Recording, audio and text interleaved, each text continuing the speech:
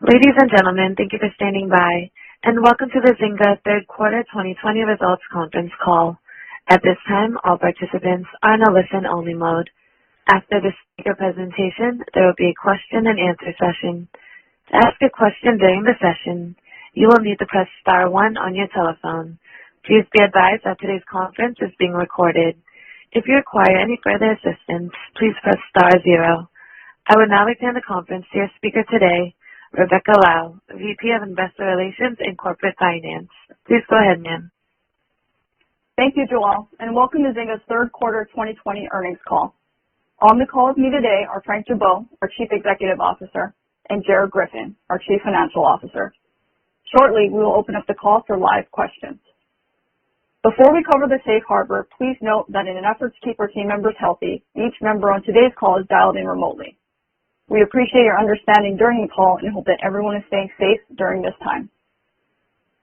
During the course of today's call, we will make forward-looking statements related to our business plan and strategy, as well as expectations for our future performance.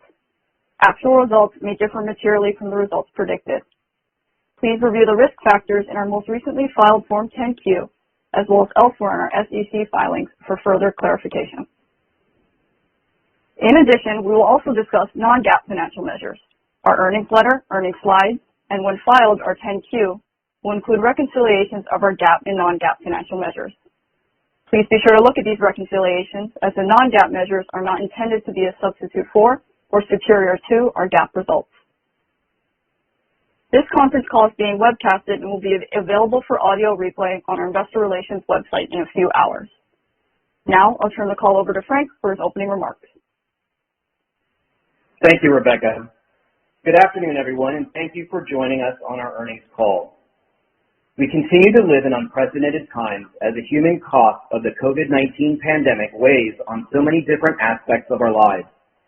Over the past several months, we have been humbled to see more people turn to our deeply social game experiences for entertainment and a sense of community. We are also proud of our teams as they continue to work from home effectively and deliver exciting new content to our players, including the successful launch of Harry Potter Puzzles and Spells. In Q3, we delivered strong results ahead of our guidance across all key financial measures, including our highest ever quarterly revenue and bookings, with revenue of $503 million, up 46% year over year, and bookings of $628 million, up 59% year over year.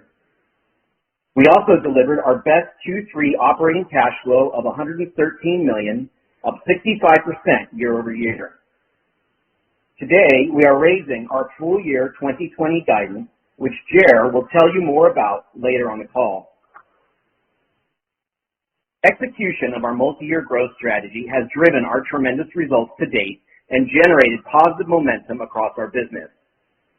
The foundation of our multi-year growth strategy is our live services. By delivering a steady cadence of innovative bold beats, we are able to drive recurring growth across our highly diversified portfolio of forever franchises, as well as our social slots and casual cards titles. Specifically, in Q3, our social slots portfolio marked its best revenue and bookings quarter in Zynga history, led by breakout performances by Hit It Rich Slots and Game of Thrones Slots Casino.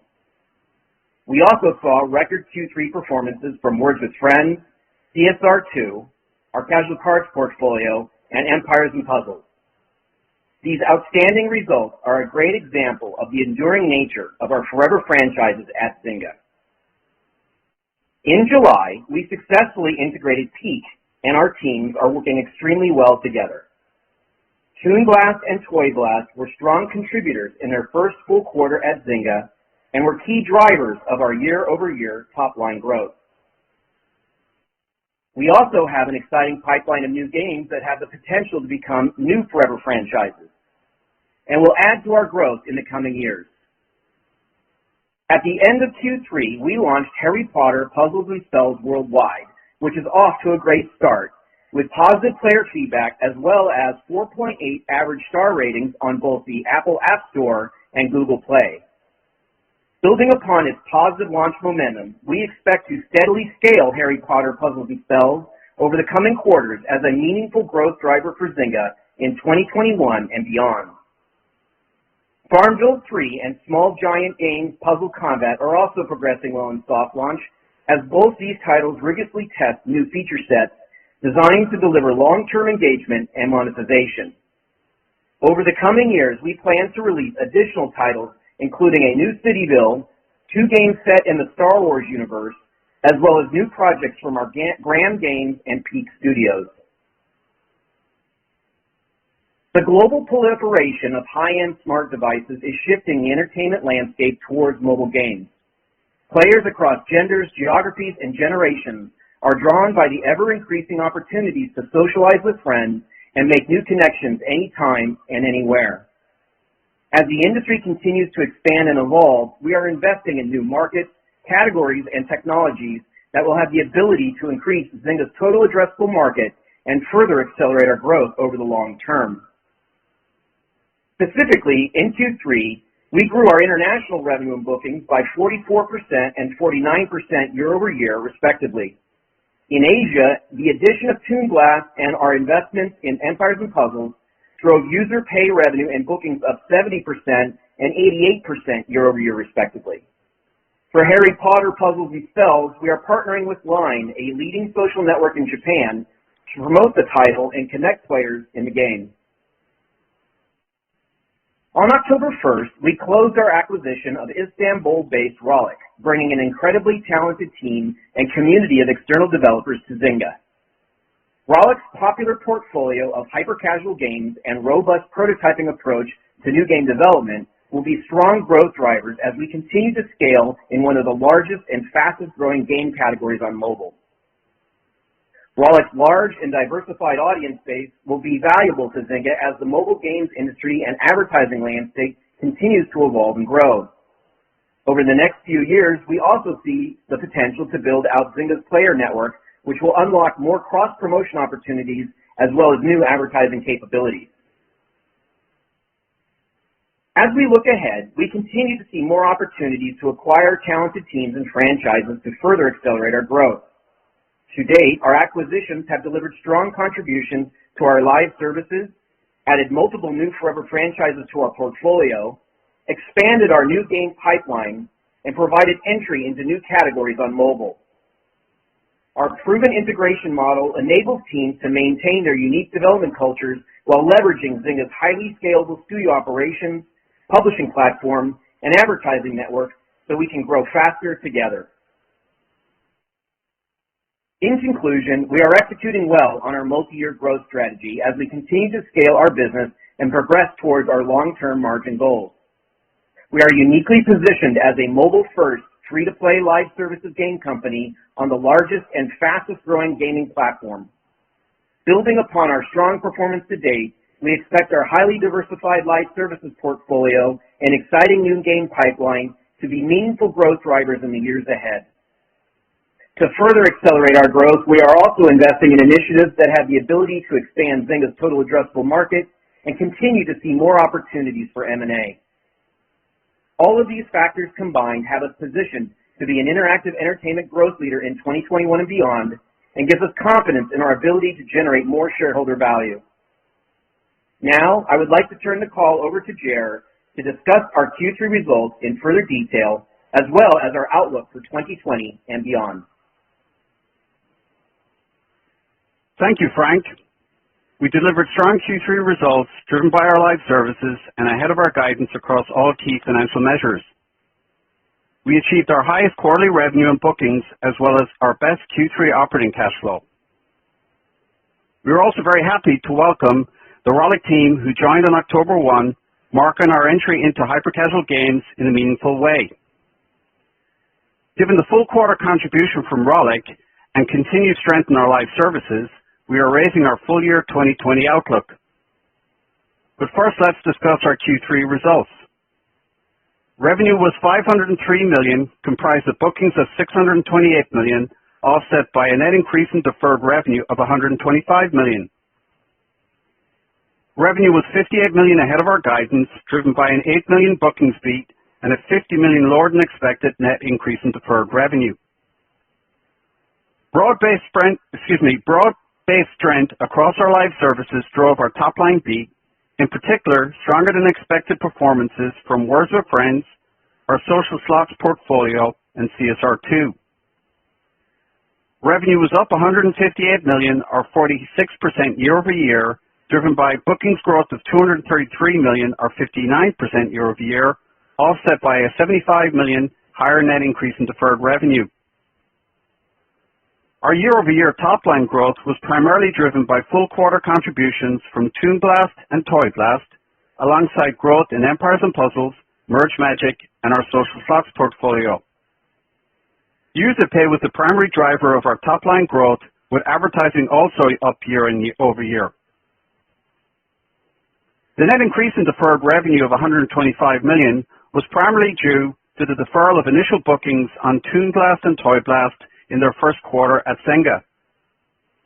The lower than expected increase in deferred revenue was primarily due to a conservative estimate in our guidance related to the revenue recognition on Toon Blast and Toy Blast, in addition to variances in actual bookings mix across the Zynga portfolio. Turning to Q3 operating expenses.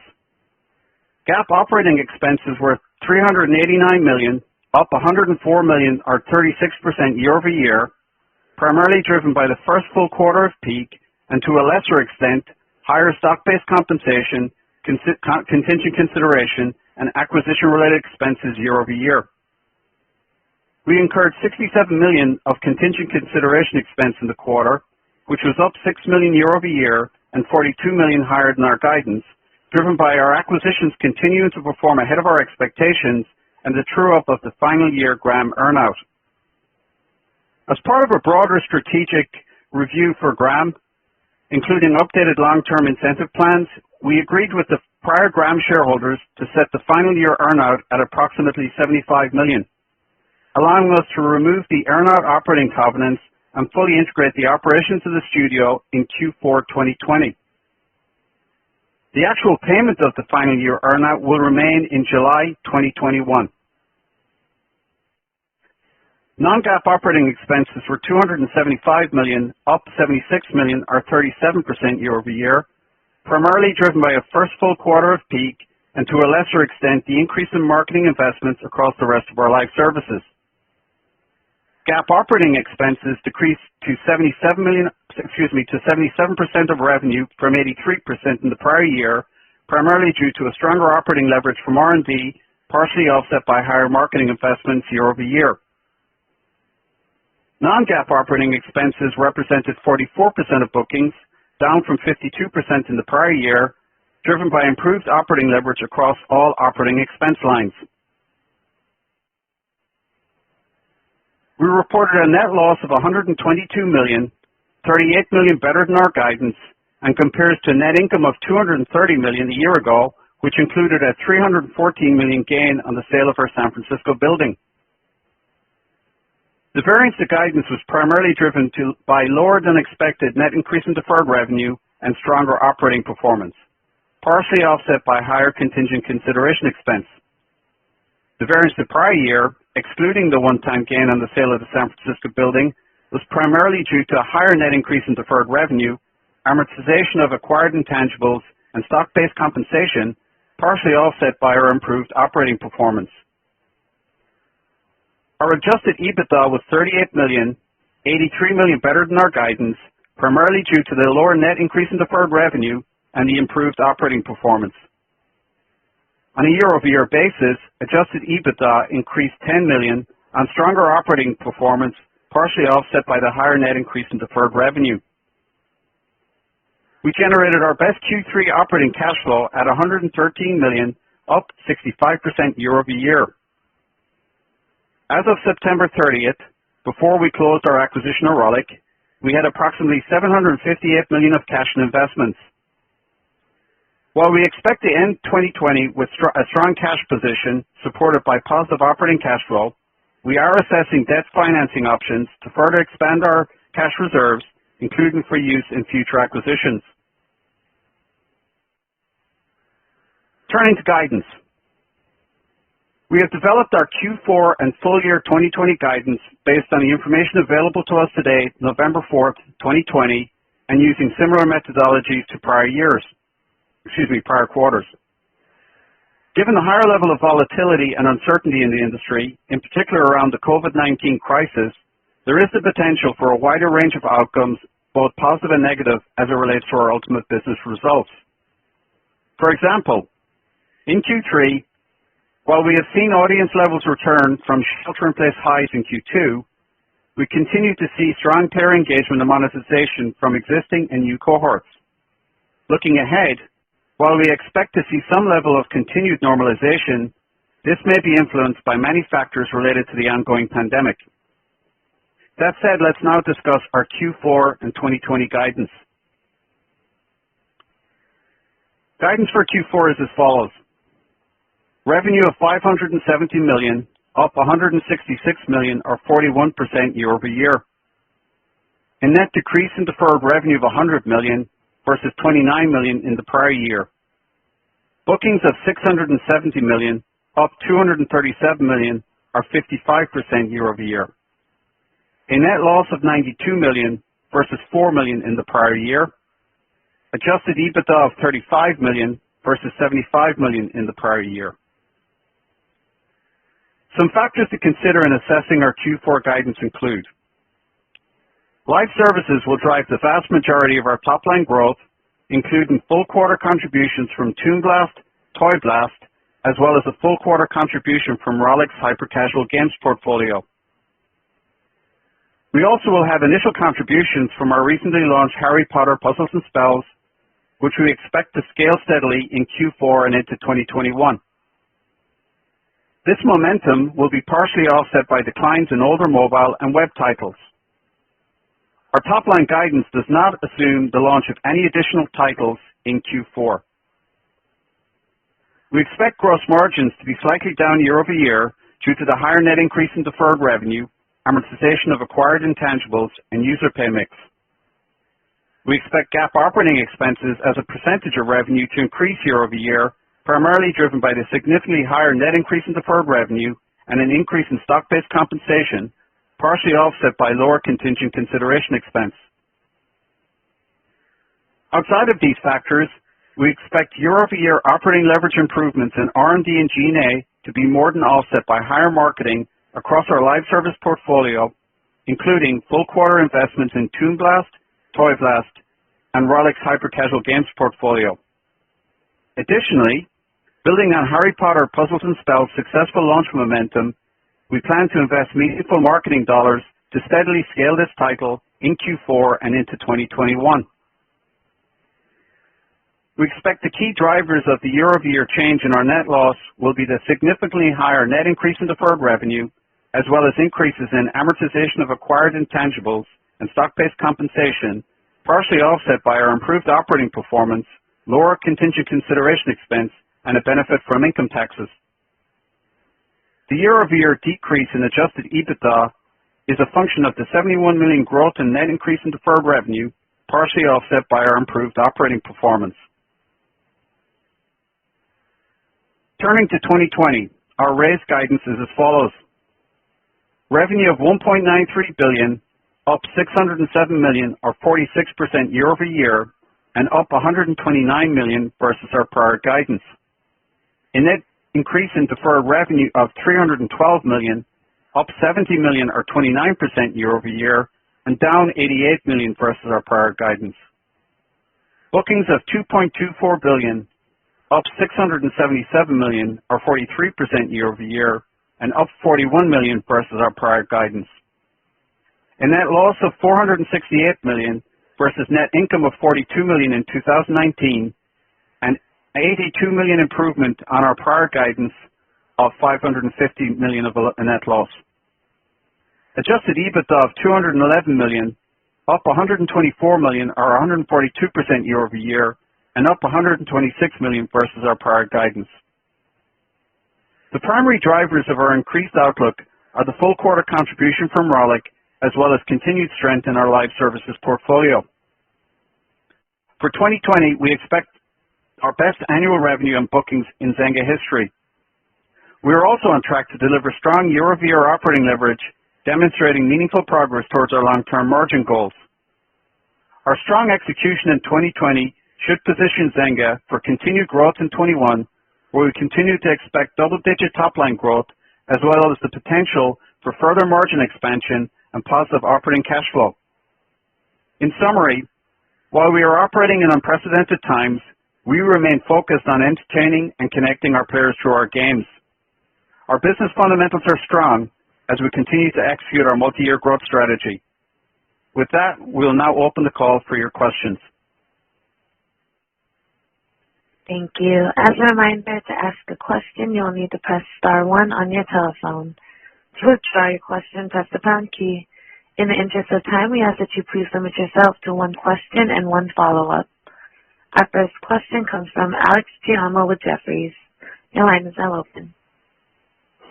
Great. Thanks for taking the question. Maybe two, one for Frank and one for Jer.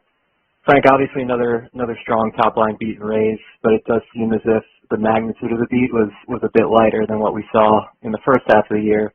So just curious if you're starting to see, trends normalize back towards those pre-COVID levels that you touched on in your opening remarks, or just anything you can say, broadly about engagement.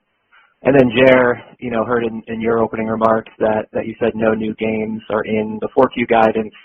Should we interpret that as, a new game won't launch, or is it just safer to not include in the guide and then see what happens? Thank you, guys.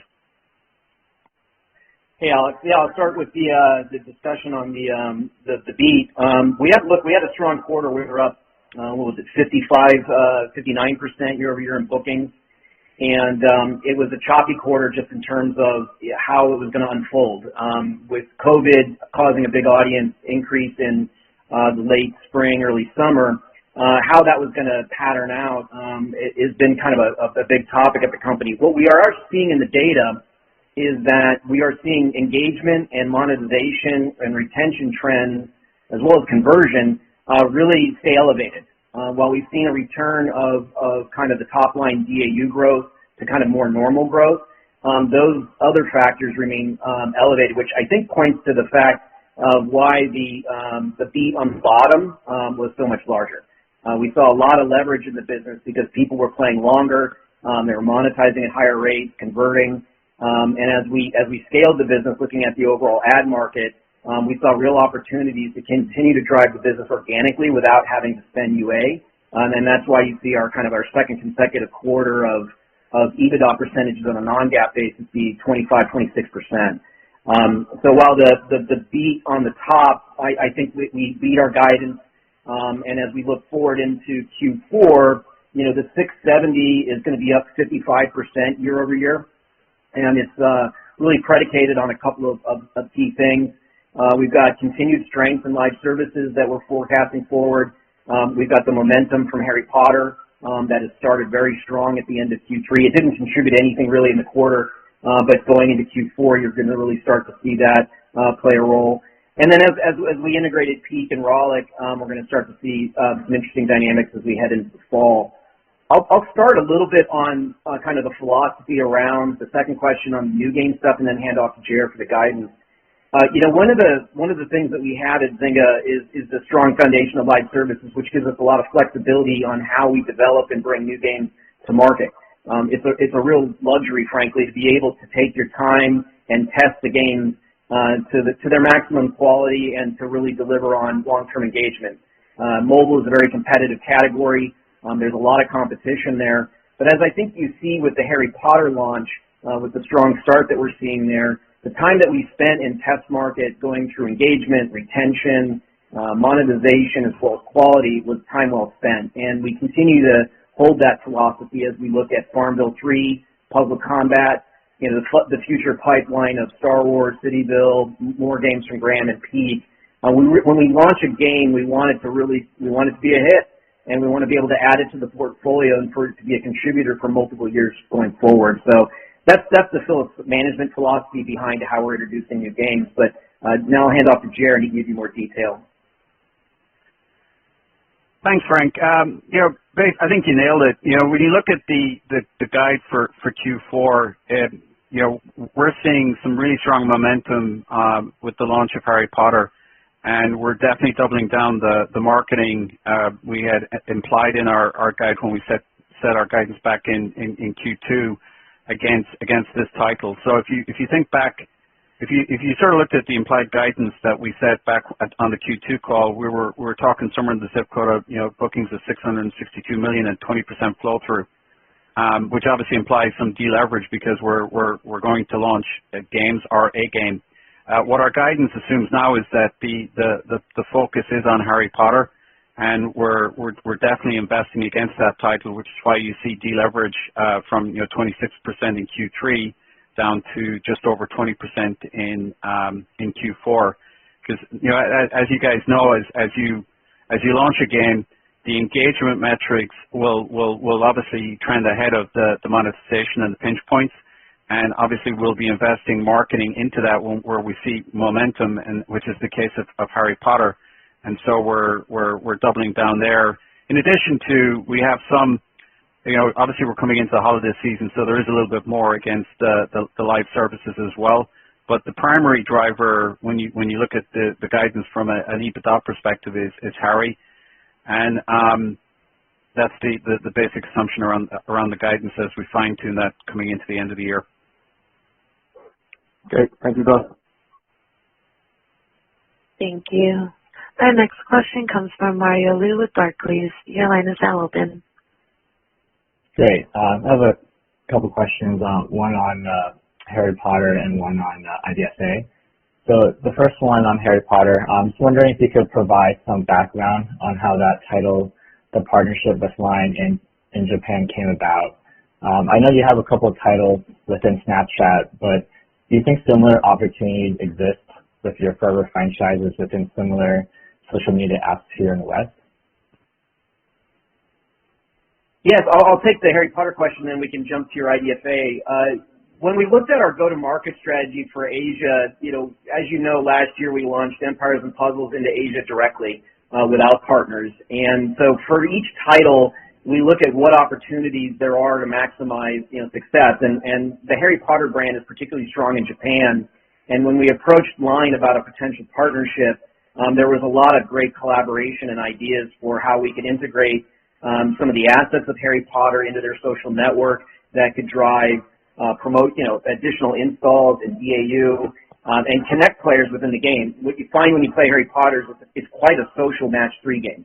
There's a lot of guilds and competition, and so tapping into the social network that Line has really enabled us to launch with a lot of momentum in Japan. As we look at other game launches in the future, like Farmville, the Star Wars titles, we'll take a country-by-country look at what types of partnerships are available to us or whether going direct makes the most sense. And if you compare and contrast Empires and Puzzles, one was completely direct without a partner, and then with Harry Potter, the brand affinity and the collaboration possibility on social was something we jumped on. We have launched games on Snapchat as kind of an experiment to see if we could launch bespoke games that are fully operational inside of a social network. That's something that we remain interested in and believe is a potential opportunity for the company longer term. Great, thanks. And then one on IDFA. So I'm just hoping you can help ring fence the potential impact from the change next year. Advertising revenue is still growing pretty strong with 13% growth this quarter, but anything you can share in terms of, the percentage of advertising revenue coming from iOS versus Android, and then maybe on the user acquisition side for in-game bookings within a given period, is there like a average percentage coming from existing users versus new users that may be impacted by IDFA? Thanks. Yeah, it's going to be a shift in the mobile ecosystem that a lot of the companies are really starting to understand and build new systems and approaches to customer acquisition and how they potentially might run their ad networks. And as we've looked at it, we have some particularly unique assets at Zynga that I think will enable us to really manage through the IDFA introduction and be in really good shape long term. The first is with regards to the franchises that we have, is they're very long lived, right? Words with Friends is 12 years old. CSR is coming up on 8 years. You've got games like Zynga Poker and others where the organic strength of the brands and also the awareness and interest they have with brands like Harry Potter and Farmville and Star Wars, there's a lot of latent demand out there. There's a lot of organic demand out there that you can really go after in a non-IDFA way. In addition to that, we have a unique asset in Rollic. Rollic is a very high MAU network of games that we acquire players not using IDFA at very low rates of acquisition costs that can be then moved into our network and potentially shown other games from the Zynga portfolio. And if we're able to convert any of those players into a player of another game, it's extremely leveraged for us. So we also, though, think about, with regards the amount of information that we gather about our players inside game events, when they come into Words with Friends, who are they talking to, what are they playing, so that we can serve them better. That's information that allows us to have better targeted ads. We can do a lot of inference and probabilistic targeting that allows us to continue to talk to advertisers about the demographics they're interested in reaching and how that translates into our network. So there's probably a dozen things that we can do in our go-to-market platforms and in our acquisition platforms that will allow us to continue to maintain effectiveness without, really degrading our capabilities by the loss of that attribution. In terms of the iOS, Android split in advertising, it's mainly iOS. It's about 60% iOS, 40% Android is one way to think about it. And, in terms of working with Apple on what they're standing up in terms of their new attribution model and ad market, that's something that we're learning a lot about and believe that we can also use to acquire players. So I think for some companies it's going to be painful. I think for our company we've got a really good strategy in place to be able to kind of move through it. And from our perspective, privacy is really important for our players. And when new regulations or requirements come out like IDFA, like GDPR or the California rules, we adapt our services and are able to, still deliver great gameplay, great services, and still acquire players in a way that makes sense for the continued growth of Zynga. Great. That's very helpful. Thank you. Mm-hmm. Thank you. Our next question comes from Colin Sebastian with Baird. Your line is now open. Great. Thanks for taking the question. In the letter, you talk again about the potential for more acquisitions. So just wanted to clarify that for now, is it safe to assume you're still taking a breather between deals as you integrate Peak and Rollic, and I guess still a bit of ground. And then on player engagement, the sequential increase from Q2 to Q3, is that all related to the integration of the acquired users, or is there also some engagement improvements among the existing portfolio? Thanks. Yeah, Colin, the integrations for Peak was completed in Q3, and with the closure of the deal on Rollic on October 1st, integration is well underway with Rollic. As we look out into the future, our M&A performance over the last few years has worked out good. We like the studios that have joined us. The talent is fantastic. The franchises have been really additive to the portfolio. But we are very selective about the deals that we pursue and the companies that interest us. And from our perspective right now, we're focused on delivering, a great launch with Harry Potter and scaling it into Christmas, looking at the live services portfolio, growing that, and continuing the integration of Peak, Rollic, and also, looking at the Graham stuff that Jared talked about. So, you never say never, but, as we think about the fall, we're in pretty good shape. But as we look to 21 and beyond, we want to be in position for being able to partner with companies globally that could add to the growth of Zynga. And I think that's a really important strategy for us long term, and we will continue to pursue that. In terms of the elevated engagement, that's not just from the acquired studios, that's actually from the existing franchises. If you look at two games in particular, CSR2 and Words with Friends, they had record Q3. The Social Slots Casino, those games are, 5, 6, 7 years old. They're doing terrific. And that's because we're seeing people, as they went into shelter in place and as they come out, they're playing mobile games longer. They're playing more mobile games, and they're retaining in a very positive way. and they're seeing the value of playing and socializing, so they're monetizing. So it's not just an addition from Peak; it's actually portfolio wide. Great, thanks, Frank. Thank you. Our next question comes from Matthew Thornton with Truist Securities. Your line is now open. Hey, good afternoon, Frank. Good afternoon, Jer. A couple, if I could. A follow-up on IDFA. I'm just curious, over the past 3 months, obviously the industry's kind of had a little more time to get its arms around the changes. I'm curious if you've seen a change in maybe the M&A opportunity as you think out over the next couple of years because of IDFA, or said differently, do you feel like there's more perhaps maybe subscale players that want to come to the table and have conversations? Just curious if any change there. So that's question number one. And then just, secondly, maybe for Jer, you talked a little bit about, the visibility into 4Q versus last quarter. I know this is really hard, but when you think about how much COVID shelter-at-home lift is still kind of in the industry, do you feel like exiting 3Q we're kind of back to a normalized run rate, or are you still not willing to kind of make that call yet? Any color there would be helpful as well. Thanks again, guys. Yeah, so starting with the IDFA question and the impact on the overall industry, scale is going to really matter in terms of a post-IDFA world. Really having a large audience, having a lot of MAU, having a lot of relationships and information inside your network is going to be critical. And if you're a subscale player, it's going to be very difficult to make some of these UA decisions. And the lack of efficiency for subscale companies is going to be more painful. And so from my perspective, we think that, from a trend line standpoint, those types of opportunities are going to be more plentiful as you move into 21 and beyond. At the same time, we're very excited about, services and games that have high audience counts and bringing them into the Zynga network. So I think on both sides of it, there's going to be new opportunities versus where we were as an industry over the last couple of years. Jer? Yeah, in terms of COVID, Matt, you're right in the sense that if you think about Europe right now, my mother country, Ireland's gone into complete lockdown. The Brits are following suit.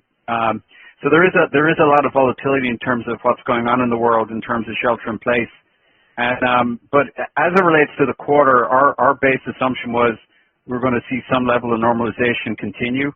But again, it's too early to say.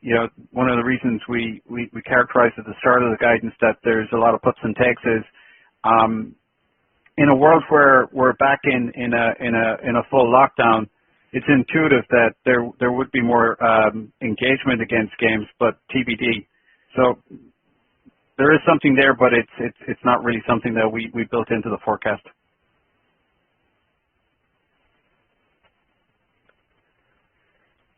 Thank you. Our next question comes from Eric Sheridan with UBS. Your line is now open.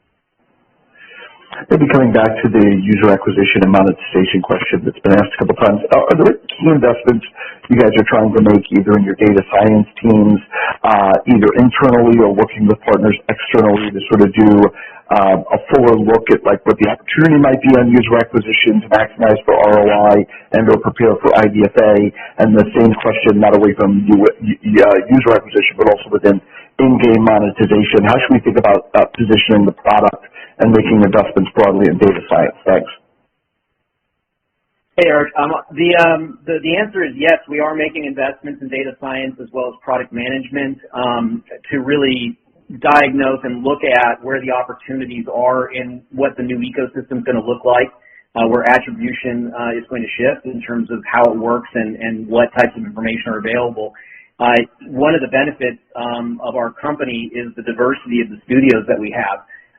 Just speaking about Rollic, they've joined on October 1st, and the amount of learning that we're getting from their perspective on how hyper-casual market works, how they acquire, how they monetize from an advertising standpoint.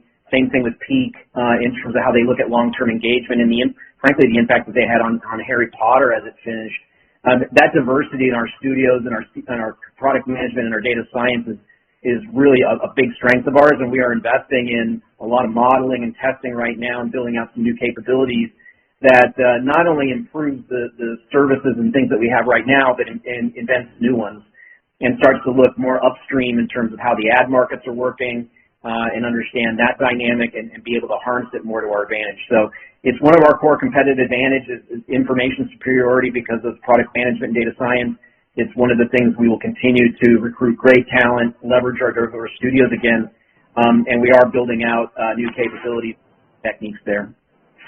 Maybe if I could just ask one follow-up, if possible. How do you think about addressing the situation inorganically? Do you ever think about looking out into the broader digital advertising ecosystem and thinking about acquiring data analytic capabilities or thinking about inorganic deployment of capital against the opportunity broadly for in-game monetization? Thanks so much. Yes, the answer is yes. We do look at, not only just game studios, but as we think about Zynga longer term as a platform or a network, those types of opportunities are something that we have been considering and continue to consider. It's something that is super important in terms of maintaining our strengths in data science and product management, and as we embark on new capabilities, we're looking at build versus buy. We look at our talent base and try and figure out if there's opportunities to find those out there in the marketplace, and we haven't done any deals like that yet, but we don't rule them out. Thanks so much. Thank you. Our next question comes from David Karnovsky with JP Morgan. Your line is now open. All right, thanks for the question. Frank, can you expand a bit on the rapid prototyping approach you highlighted in the letter? What type of games would fall into this strategy? Should we think of them as having the potential of being forever franchise, or would these maybe be smaller games that, at higher quality? Yeah, David, there's a couple of areas where you see rapid prototyping from Zynga. The first is in Rollic, where they are releasing a dozen games a month almost in terms of the prototypes that they're looking at, the games that they're bringing into the shoot and testing. Some they'll proceed with, some that they won't proceed with. They'll make adjustments. So very high product velocity from Rollic. And the ideas that we see there sometimes have applicability back into the main part of the business. And that's something we're just starting to learn from, is how hyper-casual can help inform the larger games, as well as continue to drive more and more ideas in these instant-on, ad-driven games that have very large audiences. So that's one area you see rapid prototyping. In other areas, for example, at Graham, we do put a lot of prototype games into soft launch that are testing a few things like a core loop and an engagement curve. And if we see heat, we start to build on it. If we don't see heat, we pull it back and call it a day. With that type of development model has proven to be pretty successful for a lot of companies, and we think that as we look across our portfolio, there's going to be, times and places for the big licenses like the Harry Potters and the Star Wars, but we're also going to be nimble in launching new ideas, testing them quickly, and if there's heat, we can double down on them, or if not, we can pull back. We think that evolution of our studios is a good thing. Okay, and then the letter mentioned some testing of new features for Merge Magic and Dragons to enhance the long-term player experience. Maybe we're reading into it too much, but just wondering what's driving the initiative, and does that create any kind of near-term headwind to monetization or engagement? Well, I think one of the things that Merge Magic and Merge Dragons benefits from is that we have a lot of games that are older than they are and have scaled to performance levels that demonstrate the need for deeper social systems, systems that are more collaborative and competitive in the Elder game. So those are some of the features that we're learning from in Empires and Puzzles and Words with Friends. Obviously, you see some of that taking hold in Harry Potter. So as we work with Graham on their roadmaps for the next 4 quarters for each of those games, we inject new ideas from different parts of our businesses. And right now, what we'd like to see is Merge Dragons and Merge Magic invest more in systems and gameplay features that really drive that long-term Elder game, where the players really are the content, playing together, cooperating, competing, and we think that the universes in the games really lend themselves. There's lots of near-term events like dragons and prizes. We've got the holiday season. We have a really cool set of features that we're launching. And the season passes that we have introduced for those games, we have some strength in. So this is just part of ongoing development for live services games. As you grow them year after year, you're constantly adding new features and looking for areas inside the service where you think you can do better. And in this particular case, long-term player engagement is where we're focused on those two titles. Okay, thank you. Thank you. Our next question comes from Mike Ng with Goldman Sachs. Your line is now open. Great. Thank you very much for the question. First, I just wanted to ask about just the broader mobile game advertising environment. I think advertising came in a little bit better this quarter, certainly than what I expected. What are you seeing there? And, is Rollic still pacing towards that, $100 million annualized that you had originally talked about, or, is it better or worse given heightened engagement with games more broadly? Thanks. Yeah, this is Jer. I'll take that one. We definitely saw improvement in demand in Q3 within advertising broadly, and that obviously shone through in terms of our performance for advertising in the quarter. And it was obviously up year on year, and we grew sequentially. In terms of Rollic is still on pace. The implied estimate for guidance is still in that 100 million range in terms of their bookings, and so from that perspective, we Q4 generally speaking is we see a sort of growth in terms of advertising from a seasonal point of view. We do expect, implied in our guidance is moderate growth from Q3 into Q4. Obviously excluding Rollic. Rollic itself is a full quarter contribution, and they're off to a great start as part of our Zynga. They're engaged with our advertising teams, data science teams. So I think from our perspective, the integration of Rollic into Zynga is going very well. Great, thank you. And just a separate question on Harry Potter and new game profitability. Could you just remind us, how long it typically takes for a new game to, go from loss generating to profitability? At which point do you, see Harry Potter bookings and say, we have a sufficient number of users, and we're in a good place in terms of marketing spend to start letting that, profitability flow through to the bottom line? Yeah, generally speaking, the first quarter games are out, depending on when, it doesn't really matter, whenever they turn up in a quarter, generally you see the actual gross margin flow through is less than the marketing. In particular, if you see a game that's got heat and then it's showing the right metrics from an engagement point of view and adoption. So our expectations is that Harry Potter will start becoming a flow through to the bottom line in its second quarter, going into its third quarter.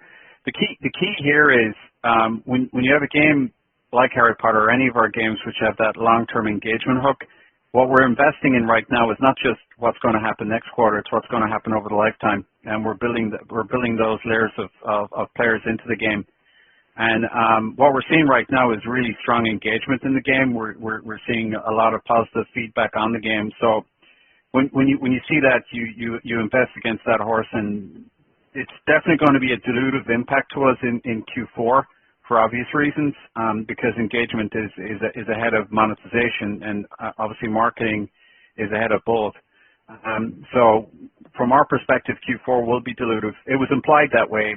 Whether it's one game coming out in Q4 or two games, the original implied guidance for Q4, we were going to see pressure on margins in more like 20%, so still above our 20% hurdle, but you should see contributions from a margin perspective, absolutely from Harry in the full fiscal 2021, but starting in Q1 and Q2 of next year. Excellent. Thank you, Jared. Thank you.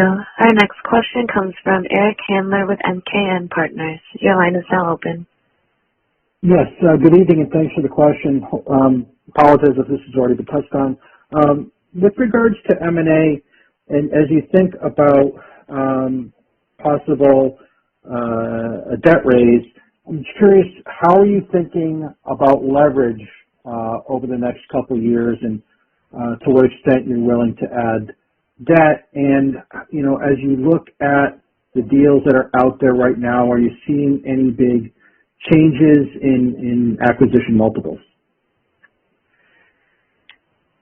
Eric, this is Jared. Yeah, as it relates to debt leverage, broadly speaking, I'm thinking somewhere in the 2 to 3 times, your pro forma EBITDA. So that's how we think about a big picture.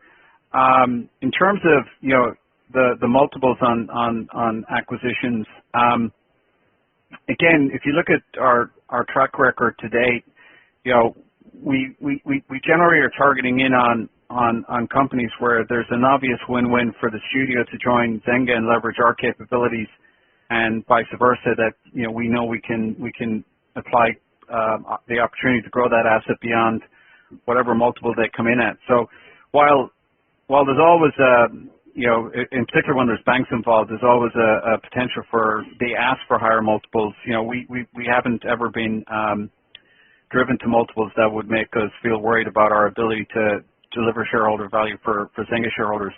So from that perspective, I think we're feeling comfortable. We're still a destination for independent studios, and it was asked earlier on this call about the challenges of IDFA, et cetera.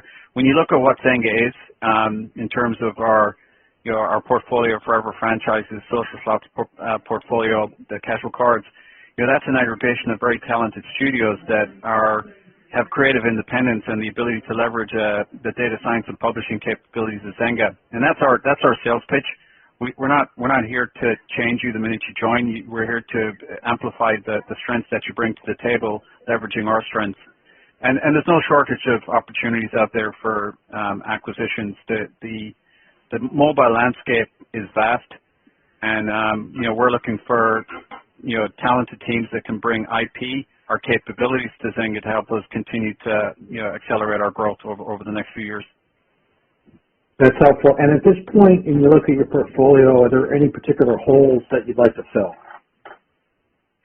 We don't focus in on a specific genre or type of game. As Frank mentioned earlier, we're looking for talented teams that can bring games that can either obviously continue to build on our investment in hyper-casual or Rollic, or they build long-term engagement franchises within the portfolio, or give us additional capabilities. As was referred to earlier, if we find opportunities to enhance our advertising capabilities, our data science capabilities through technology extensions or vertical integrations, we're interested in that as well. Beyond the mobile platform, we have said we see the opportunity in the future to expand our games onto, from a free-to-play perspective, onto other platforms, be it mobile. And so that's another area where we do focus in terms of looking for talented teams that can enhance our capabilities there. Thank you. Thank you. Our next question comes from Brian Fitzgerald with Wells Fargo. Your line is now open. Thanks, guys. We've heard about brand ad budgets returning in some of the other calls this quarter to date, and Jared, it sounds like that is showing up in your ad biz as well. What are you seeing with respect to pricing there? Is it getting more competitive? And that goes for both your customer acquisition channel, but also the pricing you're seeing inside your ad business as well. In terms of brand advertising in general is better yields. So from that perspective, it's better than you get from the pure performance-based advertising. As it relates to performance-based advertising across the industry is a lot larger. But we are seeing improvement in the yields, or we did see improvement in the yields in Q3, which is more market than anything we were doing from an optimization point of view, which has been a trend in the past where we obviously feel we've got very strong capabilities in that area. As it relates to what I would say, if you flip it over to the user acquisition side, we've got obviously a very large and diversified portfolio, so we are seeing pressure in some channels, but we're seeing opportunities in others. So I know that seems like a very Irish answer, but it is. We're continually looking to optimize the user acquisition investment into channels that we feel will deliver the right level of long-term return. As you saw in Q3, we were very happy with the overall engagement within our portfolio, and that helped us obviously optimize our user acquisition spend and deliver a stronger quarter from a profitability point of view. as you see with Q4, we see the opportunity to invest both in our live services and Harry Potter, so you're going to see a little bit of a pressure on our margins in Q4, but for the right ambition to drive stronger growth as we come out of Q4 into 2021. Got it. Thanks, Jared. Thank you. And we have time for one last question, and that question comes from Matthew Cost with Morgan Stanley. Your line is now open. Hey guys, thanks for taking the question. I have two. So on the expectations for 2021, obviously you guys reiterated kind of the double-digit, top-line growth number that you gave last quarter. I was wondering if you could dive a little bit deeper into the drivers of growth that you're expecting in that number, kind of between, the existing portfolio and then, the new games with Peak and with Rollic. And then secondly, just on the slots portfolio, I think you guys mentioned that it was another record quarter. It's actually bigger than last quarter for the social slots portfolio. So I'm just wondering what has been driving that, and when do you expect to see normalization in sort of that specific subsegment of the portfolio? Thanks. Yeah, I'll take slots first. I think slots the slots portfolio is obviously still benefiting, if you could use that word, from the dynamic of shelter in place, just purely because the slots players are very passionate about their games, and they're obviously highly engaged players. And once you have strong cohorts in these games, they stick with these games for a long time. They're very much attached to brands in terms of their ethos. And what we've seen is, whether it's hit or rich, some of the existing games and our recently launched, a year ago we launched a Game of Thrones Slots, is performing really well. And so the portfolio is, from when Frank joined or I joined, 6 months afterwards, compared to where we are now, this is a highly performant portfolio of slots games. They're both top line and bottom line. And it's very much driven off, engagement, bull beats, adding new content into those games. And the addition of Game of Thrones Slots obviously was a big deal for that portfolio, because it added a new title that's leading that growth. Between it and Hit or Rich, they're probably the two games that are having the strongest impact. In terms of your question on 2021 expectations, obviously we expect, as we did back in Q2 earnings, to see double-digit growth. And the obvious thing to say is a full year contribution from Rollic and from Peak is going to be a major driver of that. But we do expect to grow our live services, including Harry Potter, as part of that overall live service portfolio. And so that we expect that to grow as well. The overall live services, if you think about it from a same store sales, of us use the old phrase, or like for like, there will be some challenges as you get into the second half of the year in terms of just what I would call the amplified impact of COVID on bookings year over year. But we still believe collectively that we're still going to see growth, obviously given the size of the portfolio coming out of Q4 2020 into the year. The other thing I would say also is,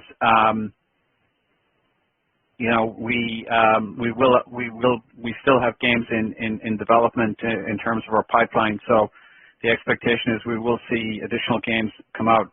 And just to clarify one thing as it relates to COVID, the biggest bang from COVID was obviously Q2. We've seen normalization through the rest of the year. So TBD what that will mean.